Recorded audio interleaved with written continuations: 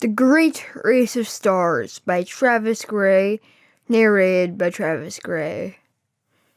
Chapter 1 The Stellar Fox.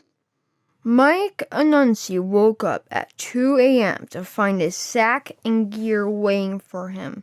It was his first day of space patrol. While he was walking to the station, Mike heard a familiar shout. "Mike, how are you doing?" It was Lucy and Leo Nipichin, the mischievous twins. "Good," said Mike. Leo had tan skin, brown hair, a freckle on his chin, and green eyes. Lucy had the same traits as her brother, but her freckles above her left eye. The three friends walked to the station. When they arrived at the station, the chief, Mr. Bojank, greeted them and told them to go to the hangar and choose their new ship. "Use what you've learned to pilot it to room 395's hangar," he said. Mike and his friends raced to the hangar. They were part of the Ghost Squadron, the elite of the space cops. Since they graduated at the top of their class, they're known as Ghost 1, which means that they are the leaders of Ghost Squadron. When they got to the hangar, they gawked at the humongous selection of starfighters and bombers. Then Leo broke up the silence. "I think Lucy and I will be better off in the bomber section." Leo and Lucy went to the bombers, and Mike toward the starfighters.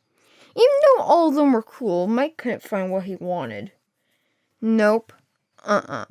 Definitely not. Then he saw it, a beautiful T-33 500. "Oh my gosh, that is awesome!" He got in, entered the claiming info, and named it the Stellar Fox. Then he piloted it to room 395's hangar. When he got there, he saw that Lucy and Leo had gotten twin missile carriers. "Let's go to the quarters for the rest of the night," Lucy said, and the three friends agreed. Chapter 2 Pirate Attack. Ring! Mike, Lucy, and Leo woke up with a start. "Why didn't they tell us that the bell was going to be like a screaming gnome this year?" Lucy asked. They got into their jackets and started doing assignments. Suddenly, the pirate alarm went off. When they got to the hangar, they boarded their planes and took to the sky. Then Mike addressed the squad. "Okay, team, let's blow them up. Ghost and Saber squadrons follow my lead." The two squads followed Mike through the heart of the invasion to the destroyer ship where one squadron was fighting the fighter yaks surrounding it. "Okay, Saber squad, attack the engines. Ghost squad, attack the bridge." When all the pirate ships retreated, got blown up, the members of the Ghost squad docked with the mothership to start tracking the pirates. Chapter 3 Tracking. Mike, Lucy, and Leo stood on the bridge of the mothership, watching the crew track down the pirates. "The pirates' course is clear, sir," said one of the crew members to Mike. "Good," Mike said back. "How much farther until Hopkin Station?" Leo asked. Hopkin Station is a large space station in the Dareskodama sector. They were going there to pick up some information about the pirates. Leo was excited to get there because his grandfather Dakamon is the administrator of the station. "4 more minutes, sir," the crewman replied. Leo was overjoyed that he is going to see his grandfather again. "Remember, Leo, we are only going there to get info on the pirates," Mike said. "I know, I haven't seen him since winter vacation," Leo replied. After a boring 4 minutes, the station came into view, and Leo and Lucy couldn't be more happy. The station was about 400 feet wide, 900 feet long, and 10,000 feet tall. It had over 1,000 docking bays, 100 apartment complexes, each with 10 apartments, 50 maintenance bays, 20 communities, and a control bridge. And that was only the main part. The ship's crew piloted the ship to a bay, and the gang boarded the station. As they were walking down the corridors, they were met by a jolly old man who Leo and Lucy recognized immediately. "Grandpa!" they shouted. He introduced himself to Mike and led them to the bridge. When they reached the bridge, Dakamon gave them the info and returned to the ship. Chapter 4: Battle of Zikozama. The ship jumped into cyberspace and traveled to Zikozama to enter a distress signal. When they arrived, the ship got attacked by Batwing fighters. "To your stations!" Mike yelled and ran to the hangar. When Mike, Lucy, and Leo flew into the chaos, their shields were already halfway down. When Mike dodged out to fight to recharge his shields, he saw a yak carrier that said the Phantom Beauty. It was General Tenga's ship. Mike phoned the bridge. "Admiral Marusha, focus your capture beams on that yak." Then, 3 silver beams shot out of the mothership. When they hit the yacht, instead of exploding, the yacht got dragged slowly to the ship.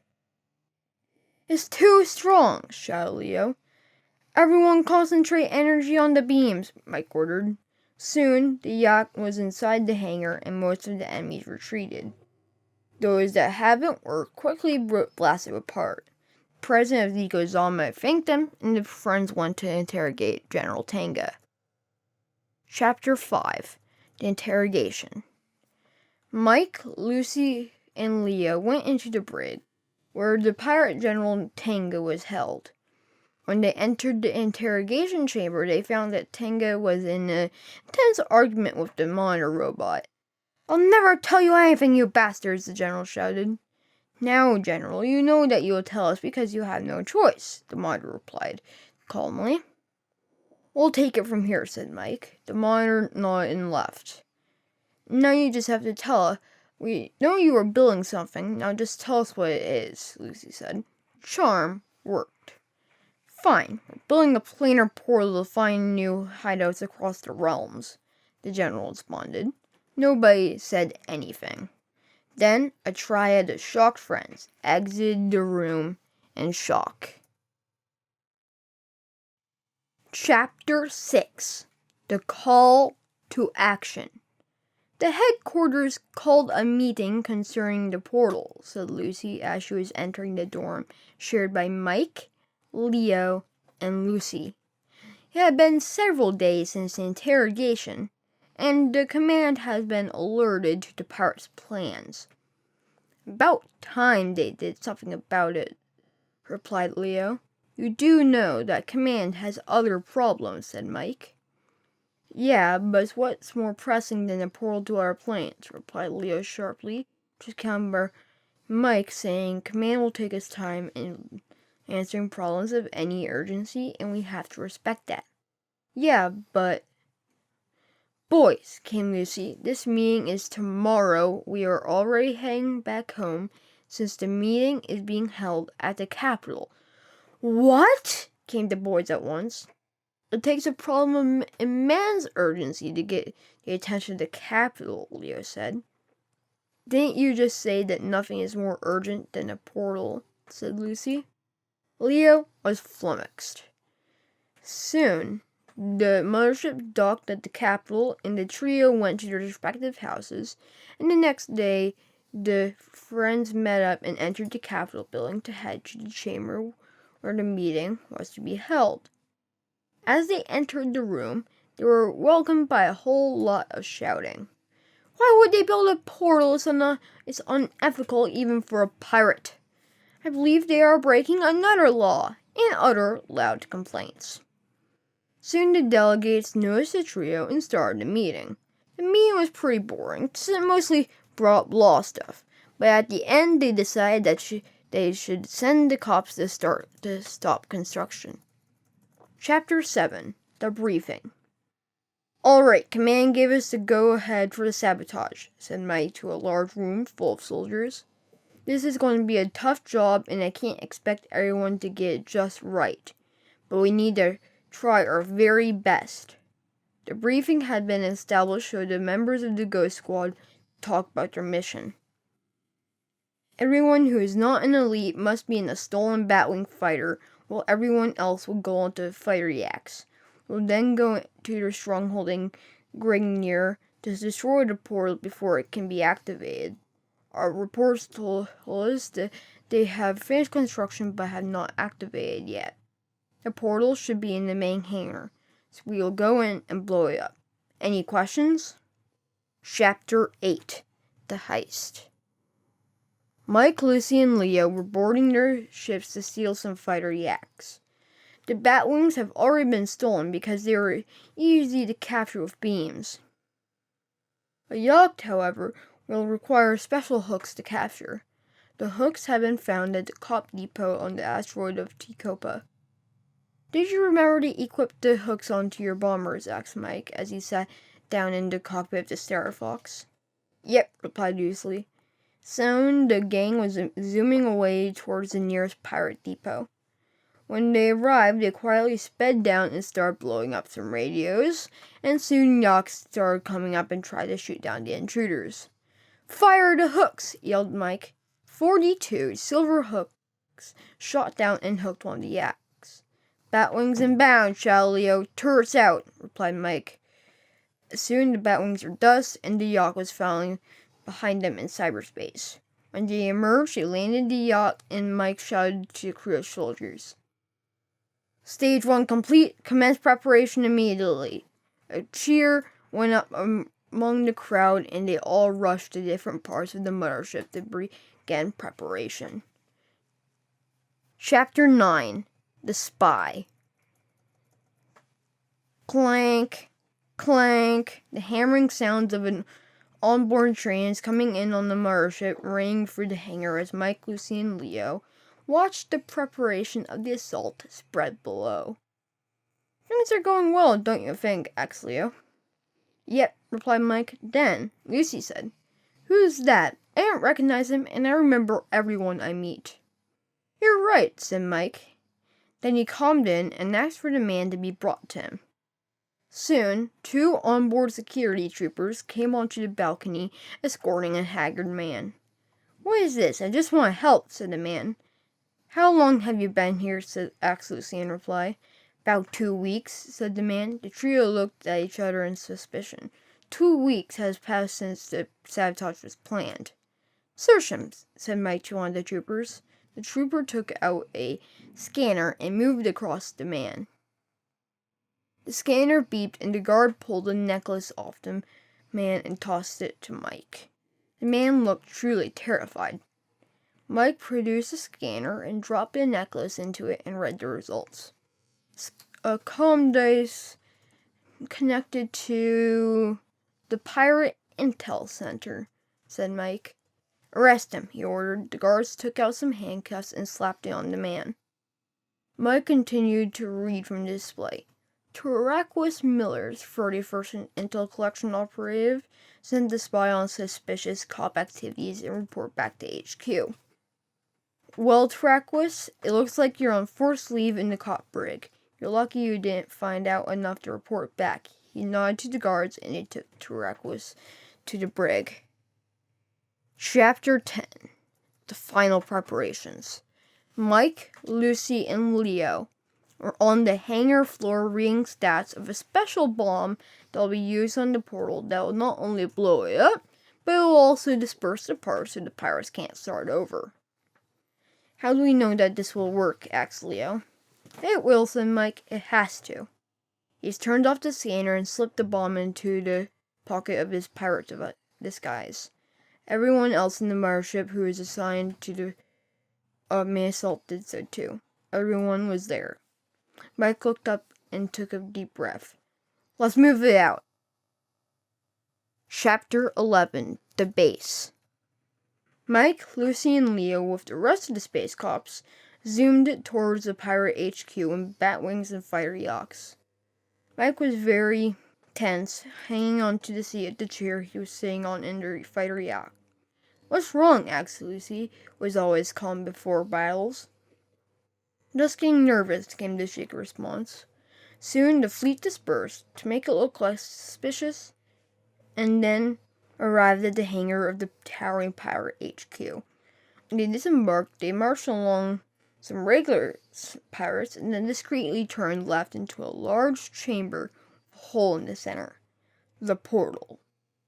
Chapter 12. Activation Sequence. The whole of the cops were staring. Then they were broken from their trance by a loud voice. Initiate activation sequence. Then the cops raced down to the portal mouths, about to start placing the bombs when their breaths were taken away again. The inside of the portal was swirling with starlight blurs racing down into the well at the bottom, like a sink draining celestial water, getting faster and faster by the second. Quick, place the bombs, came Mike, and they all dispersed around the edges, placing bombs every 5 yards. After they were nearly halfway done, they were interrupted by a loud, "Cops! Stop them before they destroy the portal!" Then, all chaos broke loose. Chapter 13. The Portal Side Battle. Blaster bolts were flying everywhere, from the mass suppression rifles of the cops to the Intercrater Mega Blast rifles of the pirates. While all this was happening, the portal was getting bigger and bigger, until Leo had an idea. "We're getting nothing out of this," he shouted to Mike. "We should take the battle to the remaining bomb ports and place them there. Then we skirt before it blows." "Good idea," agreed the towering Mike. He guessed to the rest of the cop legion to split, one half following Leo and the other following Mike, except for a few, including Lucy, that stayed behind and made it look less suspicious. Chapter 14. Big Battle. "Where do you think you're going?" came a crackly voice. Mike turned from his work setting one of the bombs to see Captain Ingolana, the pirate leader. "You are no match for the cop's might, Ingolana. You may as well give up and leave us to our work," Mike said to the captain. His reply came like this: "Captain, if you may, but I think that you should be the one retreating. Once this portal is fully activated, everything will be ours." The captain gave Mike one of his mischievous grins. "Take a look around you, Mike." He gestured to the rims of the portal. "Your men are tiring as we speak." He was right. Mike could see Lucy and the troops that stayed behind, kneeling against the portal railing, laced with sweat, still pouring out laser fire, but it was dwindling under the iron fist of the pirates. Same thing with Leo's half. He was streaked with energies that looked like he would go down any time now. Then Mike realized something. He needed to buy more time. And what better way to do that than hand-to-hand combat? Leader to leader. "You're wrong, Captain. You are going to lose." Then Mike slung his rifle across his back and took out his twin shock batons and put them together and activated them to create one big shock staff, which was answered by Ingolana pulling out his stun cutlass. "So this is what it comes down to then, Mike? Hate to burst your bubble, but I trained for every circumstance that comes on this day. This is one of them, and I will not lose," sneered the captain. He snapped his fingers, and 2 pirates came out of the tumult, bearing laser scythes. Mike answered by whistling, and 2 cops came out and extended energy bayonets from their guns. Mike smirked at Ingolana, leaped into a treble twist in midair, followed by a perfect landing that preceded the main attack. He swung the staff towards Galana, who brought up his sword to block, while the guards on the captain's sides surrounded him and tried and take out the cops. Mike swung at the captain, but at the apex of his swing, he brought the staff behind him, which instantly took down one of the Scythe leaders. Then, the captain took a jab at Mike, which hit. "Ah!" screamed Mike, but he got back up and faced the remaining pirate. The pirate took a swing at one of the bayonet troopers, only to be countered and swung into the oblivion of the portal by Mike, who nodded his head at his followers and they left. Then Mike swung his staff over the head of Ingolana. It struck and the captain fell to his knees, but he quickly got up and jabbed and hit Mike with his cutlass, only to be hit again with a vibrating staff. So this went on for a while. Then Mike hit his staff in a final blow, and the captain was knocked back across the boardwalk and didn't get up. He was knocked out. Soon, the battle turned in the cop's favor. Cops soon got all the bombs in place, at which they retreated back and flew their stolen pirate ships back. Mike took a long roll out of his jacket and pushed a button. A couple of seconds later, and then the pirate HQ exploded, sending debris across the universe. Epilogue. 3 days later. Captain Ingalana sat in his shuttle thinking deeply. They used scatter bombs, didn't they? Yes, Captain, the captain smiled. Find the pieces. Find them all.